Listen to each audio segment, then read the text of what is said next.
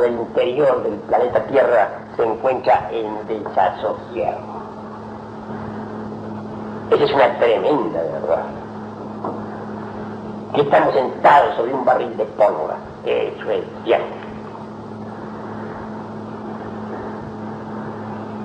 Indudablemente, millones de seres humanos tendrán que forzosamente ingresar a la involución sumergida de los mundos infiernos.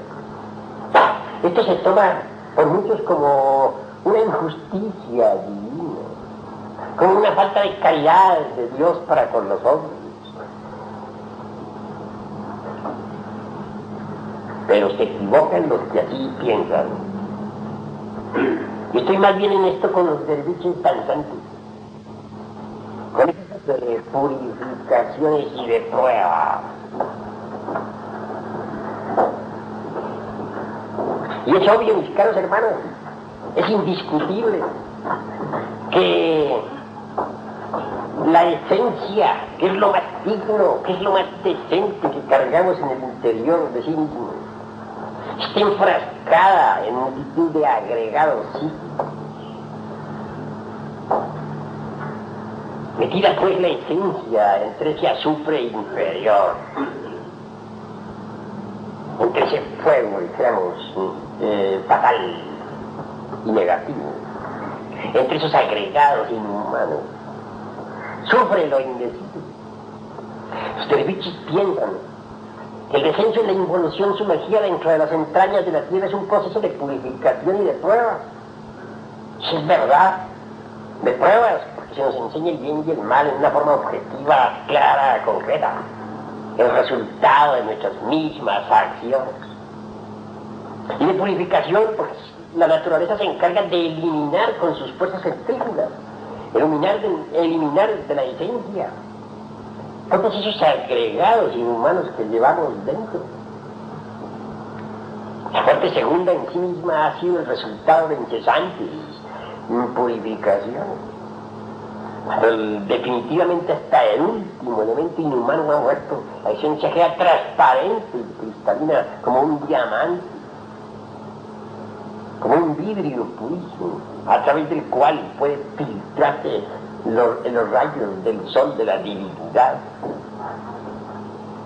Esencias así ya limpias después de la muerte segunda, con justa razón pueden surgir a la luz del sol de la verdad para recomenzar la jornada sobre una curva espiral más alta. Entonces ha de iniciarse un nuevo proceso evolutivo en el mineral. Digo más alta porque, como expliqué la vez pasada, hay que distinguir entre curva y curva dentro de una espiral. Si antes empezamos en el reino mineral como simples elementales viviendo entre las rocas, en la nueva curva, al iniciarse un segundo ciclo de manifestación, obviamente empezaremos nuestra nueva evolución mineral como gnomos o pigmeos, inteligentes criaturas mencionadas por Felipe Teofastro Bombastro de Ongenesis.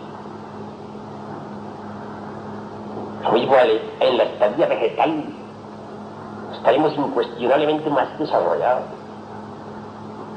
En los estados animálicos pasaremos por esferas más altas y nos reincorporaremos en organismos más inteligentes. Cuando por fin reconquistemos el estado de humanoide, lo haremos en una forma más sabia. Así pues, el descenso que en estos momentos está iniciando, está progresando en forma matemática, en forma aritmética, es para el bien de la humanidad. Cuando estas mismas oleadas de esencias monádicas que hoy bajan hasta el fondo mismo del Tártaro, resurjan diamantinas para iniciar un nuevo proceso evolutivo, comprenderemos lo que es la misericordia del divino arquitecto del universo. Si se sufre dentro de las entrañas del mundo, debido al ego, al límite, pero aún los que involucionan en ese reino mineral interno de la tierra varían en la calidad de sus sufrimientos. Pues no todos son igualmente perversos. Hay gentes que ingresan en esas regiones infrahumanas simplemente porque ya se vencieron en sus 108 existencias, su ciclo normal de manifestación. No son decididamente perversos y por lo tanto su karma es menor y sus sufrimientos menores y su tiempo de permanencia en esas regiones muy poco. Hay otros que por malvados habrán de pasar allí si se quieren bajar bantaras enteras. Si tengo esta colación un Hitler, Mussolini, Calígula, seres de esa clase, sujetos así, han de pasar eternidades en la involución sumergida. El tiempo que han de vivir allí es tiempo de rocas, tiempo de eternidad. Sí, pues debemos ir mirando las cosas como son. Los que quieran evitar ese descenso tan espantoso en la involución sumergida, pues mejor es que se resuelvan a morir en sí mismos, aquí y ahora. Con el hecho mismo de desintegrar los agregados inhumanos que se llevan dentro, se tiene el pleno derecho a formar parte de ese pueblo que va a ser salvado. Vulcanetti, el gran maestro alquimista de la Edad Media, conceptúa que ese pueblo podrá vivir en algún lugar del planeta Tierra, en una zona protegida, donde el fuego no llegará. Dice que podrá vivir allí en paz, aguardando a que la lucha de los elementos, que va a ser espantosa, pase, hasta que brille un nuevo arco iris, un doble arco iris,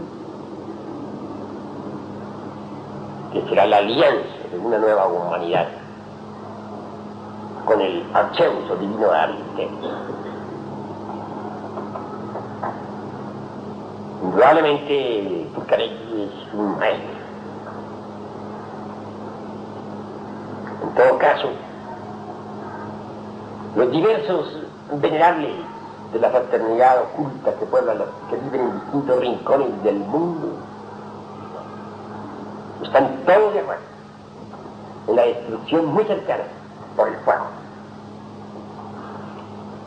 Hay un grupo de venerables que pertenecen a la auténtica y legítima orden Rosacruz de A. Son lo que podríamos llamar gnósticos Rosacruz. Y viven, como yo les dije, en todos los rincones de la tierra. Tienen el mérito de haber realizado en sí mismos la piedra filosofal. Ahora, ¿qué cosa es la piedra filosofal? Se nos ha dicho que está en el texto. ¿Qué es eso? Esa es una forma kinder de hablar, ¿verdad? Pero hay que irla citando. Ciertamente es con esa fuerza maravillosa que hay que elaborarla. Eso es cierto. Obviamente, está formada en verdad por un envoltorio extraordinario que es lo suficientemente fuerte como para proteger al espíritu metálico, es decir, al Dios íntimo, que es lo suficientemente elástica y dúctil, que tiene la suficiente, que tiene pureza tal que puede vivir dentro de ella el espíritu metálico. Y estoy hablando en lenguaje alquimista. Cuando digo espíritu metálico me refiero al señor Shiva, a la moneda divina de cada uno de nosotros, al tercer ojo, al hoy interior particular. Tiene que ser esa piedra lo suficientemente fuerte como para evitar que el espíritu metálico se evapore. Cuando está elaborada lo suficiente en forma completa, entonces el rey, dicen los alquimistas, se levanta de su sepulcro de cristal y se mete en ella, y así viene él al escenario de este mundo. Qué grandioso es eso, ¿verdad? Que el rey, que el Ruach, Elohim, que según Moisés narraba las aguas en el principio del mundo, el rey sol, el archihierofante y archimago, el Lohoy íntimo de cada uno de nosotros, pueda venir a este mundo para actuar en este mundo como hombre entre los hombres. Eso es tremendo y extraordinario. Así pues, lo importante es fabricar esas piedras filosofales, ese envoltorio de color rojo. El envoltorio está formado en verdad por esos cuerpos gloriosos de los que nos hablara Pablo de Tarso. Obviamente cada uno de nosotros tiene que fabricarlo. O sea, que eso no es todo. Que alguien se fabrique una escala y que luego se dé el lujo de crearse un vehículo mental para su uso y por último el causal, no es todo. Después hay que perfeccionar esos cuerpos hasta que estos puedan ser recubiertos por el ser. Mas tampoco eso es todo. Hay que hacerlos de oro. Y ahí lo terrible. Vehículos trascendentales de oro, de luz. Sí, eso es lo que se quiere. Y cuando ya están así, entonces asumen el bello color rojo, porque se visten con la púrpura de los reyes. En cuerpos de esa clase es donde viene a morar el tercer lobo, el Shiva, el Espíritu Santo, el hombre auténtico, el primogénito de la creación. Es por medio de tales vehículos como puede él venir al escenario del mundo a trabajar por la humanidad. Cuando él viene, hace prolijas y maravillas, porque él es el rey. Nosotros necesitamos resucitar el rey dentro de nosotros. Esa es la resurrección de ir a la vida en cada uno. Un día hemos de exclamar: el rey ha muerto, viva el rey. Todos aquellos que ya lo han encarnado, aquellas piedras autorrealizadas, forman en sí una fraternidad. La fraternidad, dicha es fraternidad, la Orden Rosa Cruz, que no es una escuela como las que conocemos en el mundo. No, es un estado de conciencia de hombres autorrealizados que vive en distintos lugares de la tierra. Hombres resueltos que poseen la gema preciosa, que saben transmutar el plomo en oro. Dioses con cuerpos humanos. Esos son los auténticos y legítimos Rosacruz. Para llegar a pertenecer a semejante orden, hay que ser gnóstico. Hay que trabajar en la forja de los ciclos. Solo así se puede llegar a pertenecer algún día a semejante. Llegar a pertenecer algún día a semejante hombre.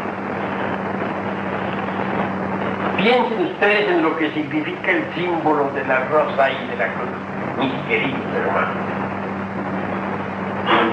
El Lingam embutido en el Johnny hace cruz.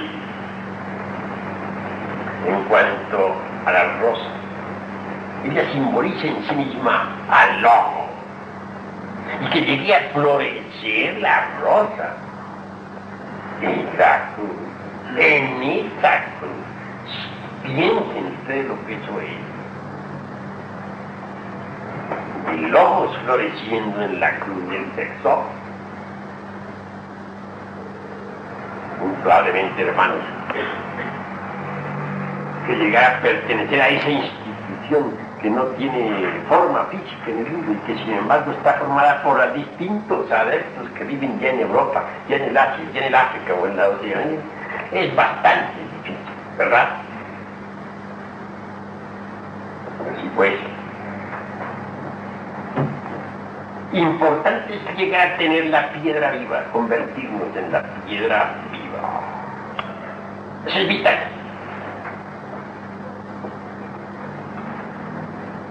Aquellos que han de conducir al pueblo santo serán auténticos Kumara, porque nadie sino los Kumara podrán conducir al pueblo selecto fuera de la zona de peligro. Kumara es todo aquel que llegue a autorrealizar en sí mismo a la piedra filosofal. Que los adeptos autorrealizados puedan hacer oro es cierto. Mas hay, sin embargo, algunos miembros de esa gran, en forma humilde, con trabajo sencillo, sin embargo pueden hacer oro y diamantes. Y han dado casos también que han merecido ser castigados. En cierta ocasión, una vez, no tuvo inconveniencia alguna en hacer oro en un congreso. Claro, el rey de aquel país lo hizo degollar. Ese fue su castigo. Quienes tienen el poder de hacer oro deben ser humildes, deben saber callar, deben aprender a pasar anónimos y desconocidos por todas partes.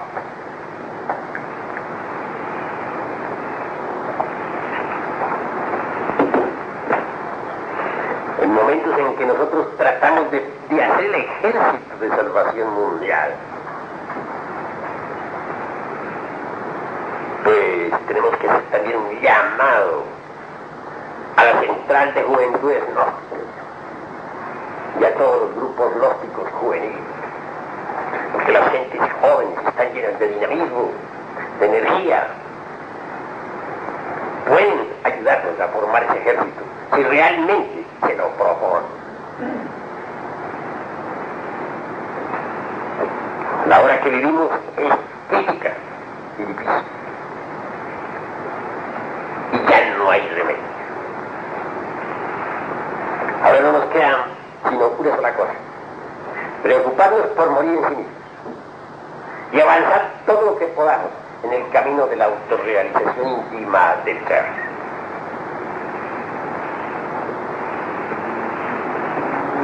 En otros tiempos se vivía de acuerdo con la ley llamada, o la ley o principio, dijéramos, fulastinamiano.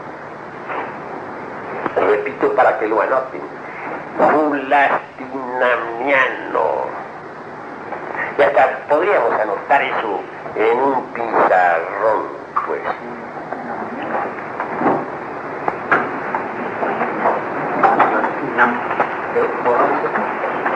Bueno, ¿qué tiene?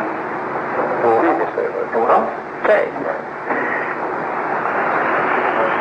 Son términos que ustedes deben conocer, porque hay dos leyes, dos principios, el fulastinamiano y el toclano. El principio fulastinamiano, como ven ustedes, hay que saberlo pronunciar, lo voy a escribir.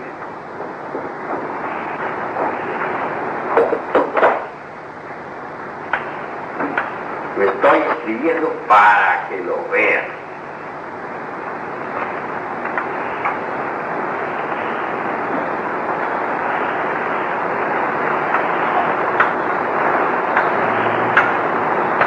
Fulastinamiano.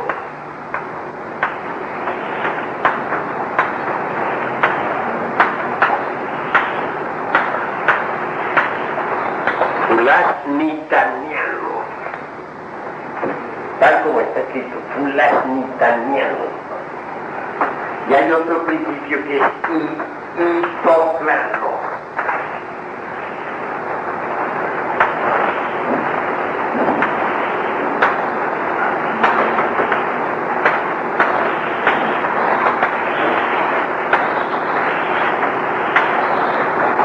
Bien, el principio fulastinamiano es el que pertenece a los auténticos hombres.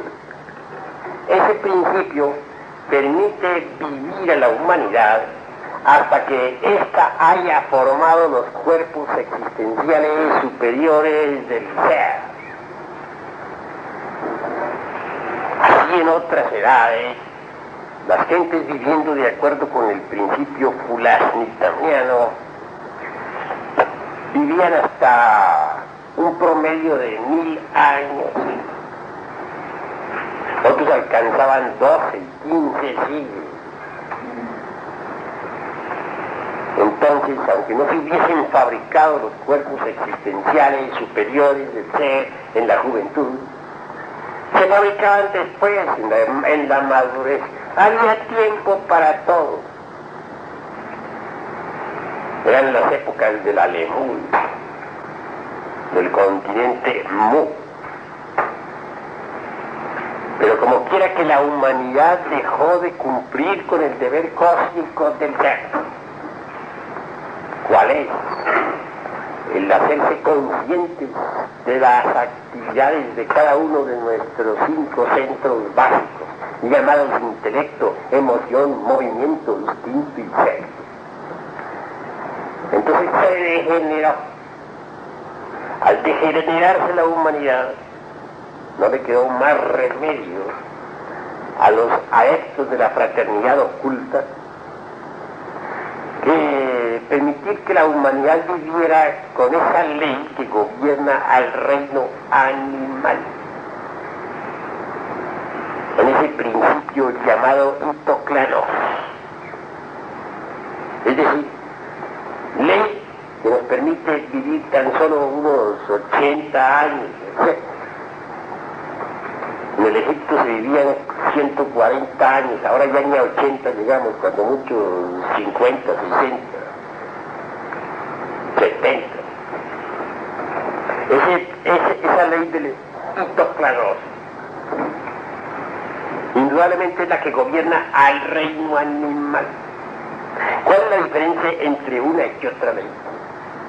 Que la ley del eterno fulastinamiano nos permite vivir hasta que fabriquemos los cuerpos existenciales superiores del ser. En cambio, el principio hitoclano no tiene en cuenta para nada a los cuerpos existenciales superiores del ser, sino a los animales.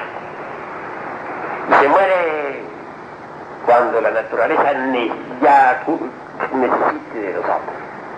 Es decir, como en cada uno de nosotros hay una sustancia que la naturaleza usa para su propia nutrición, ella lo desencarna a uno cuando considere que llegó a su hora, que necesita su alimento. Ella se cobra, sin tener en cuenta para nada que el individuo haya o no haya fabricado los cuerpos existenciales superiores del ser.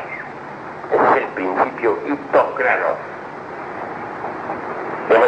la humanidad está viviendo de acuerdo con un principio estrictamente animal, el principio Hitocranos. No es el principio Hitocranos para una especie humana de verdad, pero como está tan degenerada la humanidad, no queda más remedio que gobernarla con el principio Hitocranos, y es el de los animales. Es cruda esa verdad, pero es la verdad. Claro que con el principio fulastinaniano la humanidad tenía oportunidad para transmutar el esperma en energía. Entonces se aprovechaba el hidrógeno sexual exitoso para hacerlo cristalizar en el astral, en la forma del cuerpo astral. Entonces se utilizaba el esperma sagrado como debía ser, y la gente sabía transmutarlo para fabricar elemental, y sabía transmutar ese esperma para fabricar el causal. Así cuando desencarnaban aquellas gentes de principios de la Atlántida y de Lemuria, lo hacían, llevándose ya sus cuerpos existenciales superiores del ser. Lo sabían fabricar, gracias a que habían tenido tiempo suficiente con el principio fulasnitaniano.